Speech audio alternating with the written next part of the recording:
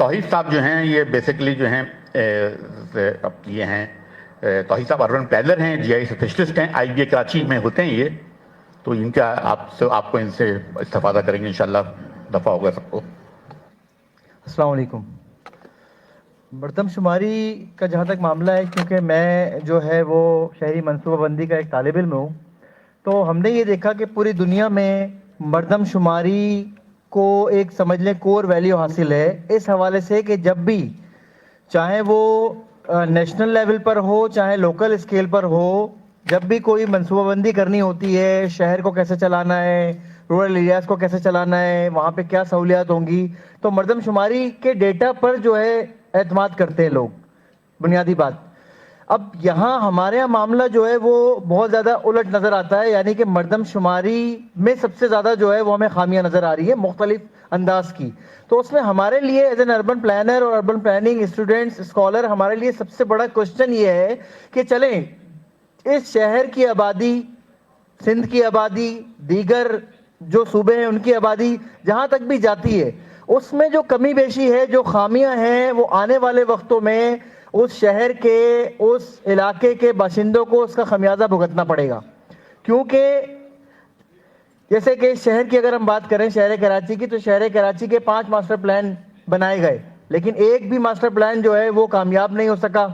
اچھا، اس وقت بھی شہر کراچی کا ایک master plan, Karachi master plan 2047 کے نام سے جو ہے بن رہا ہے، لیکن اب ہم جب اس حوالے سے دیکھتے ہیں تو ہم نے کئی سوالات اس پہ بھی اٹھائے کہ بھئی وہ ماسٹر پلان بنا کون رہا ہے، اتنا خفیہ ماسٹر پلان شہر کا کیسے بن رہا ہے کہ جو شہر کا اکیڈمیا ہے، جو شہر کے ماہرین ہیں، جو ان چیزوں کو سمجھتے ہیں، جو شہر کی سول سوسائٹی ہے، اس کو اس سے آگاہ ہی نہیں کیا جا رہا۔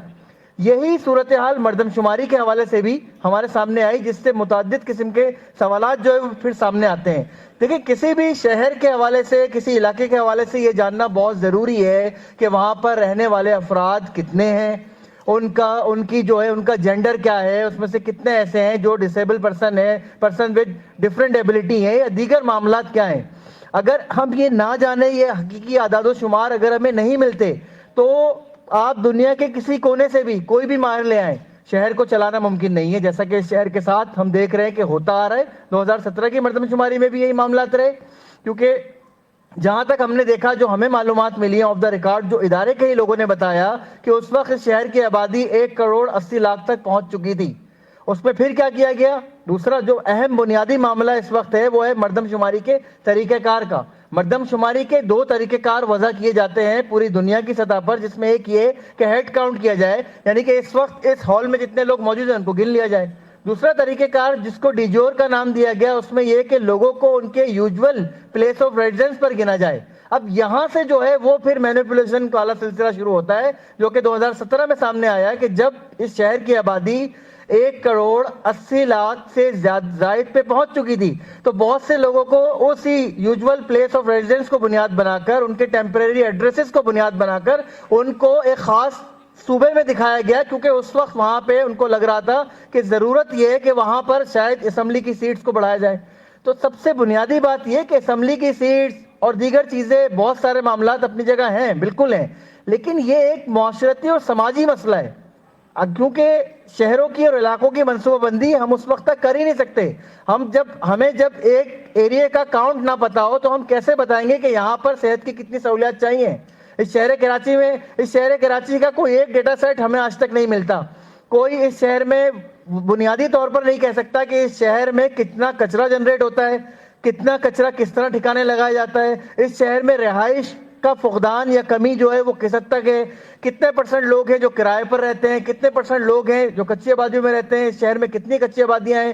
تو یہ ساری جو بنیادی باتیں ہیں یہ آ کر رکتی ہیں آپ کے ان اعداد و شمار پر، جس کو ہم سینسس یا مردم شماری کہتے ہیں۔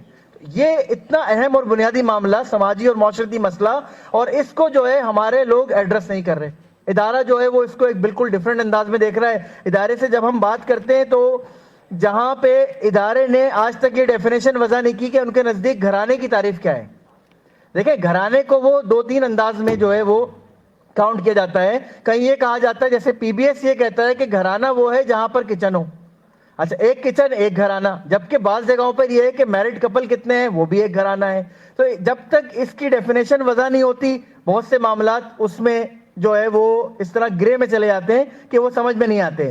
پھر مختصراً میں بات کروں کہ جو سوال نامہ انہوں نے دیا اس سے بھی آنے والے وقتوں میں اس سے جو ڈیٹا ملے گا، انڈر کاؤنٹ شہر ہو رہا ہے وہ ایک علیحدہ مسئلہ ہے، اس میں جو بنیادی معاملہ اس وقت ہمارے سامنے آ رہا ہے، انہوں نے ایک سوال کیا پانی سے متعلق. جب وہ سوال کرتے ہیں اپنے سوال نامے میں تو اس میں یہ پوچھتے ہیں کہ جی پینے کے پانی کا ذریعہ کیا ہے.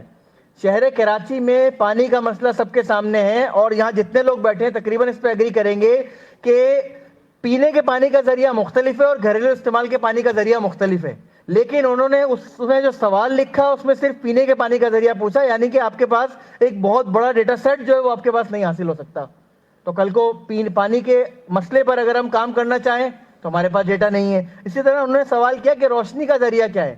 اس شہر کے باسی 12 گھنٹے کی لوڈ شیڈنگ، 14 گھنٹے کی لوڈ شیڈنگ برداشت کرتے ہیں. ٹھیک ہے، اس دوران میں ان کا روشنی کا ذریعہ جو ہے سب جانتے ہیں یو پی ایس، جنریٹر، کسی اور طرح کی چیزیں یہ ہوتے ہیں پیٹرن. وہاں پہ انہوں نے اس میں جو ہے وہ ایک سے زیادہ سلیکٹ کرنے کا آپشن ہی رکھا، یا تو صرف الیکٹریسٹی یا صرف یو پی ایس یا صرف جنریٹر. ڈیٹا میں پرابلم آئے گا کل کو.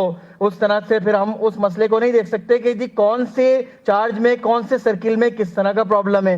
پھر اسی طریقے سے اس وقت ہمیں پتہ ہے کہ ہم سب موسمیاتی تبدیلیوں سے نبرد آزما ہے. کلائمیٹ چینج ایک بہت بڑا ایشو ہے اور الخدمت جو ہے وہ تو اس پہ بہت زیادہ کام کر رہی ہے ابھی ڈیزاسٹر کے حوالے سے، دیگر چیزوں پر ہمارے ساتھ آئی بی اے کے حوالے سے بھی کولیبریشن میں ہے. تو وہاں پہ اس حوالے پہ ہم نے 2 سوالات دیکھے. جب ہاؤسنگ مٹیریل والا سوال آتا ہے وہاں پر وہ بات کرتے ہیں روف مٹیریل کی. اب روف مٹیریل میں مجھے حیرت اور تعجب ہے سوالات بنانے والوں پر کہ انہوں نے آئرن شیٹ / سیمنٹ شیٹ کر دیا.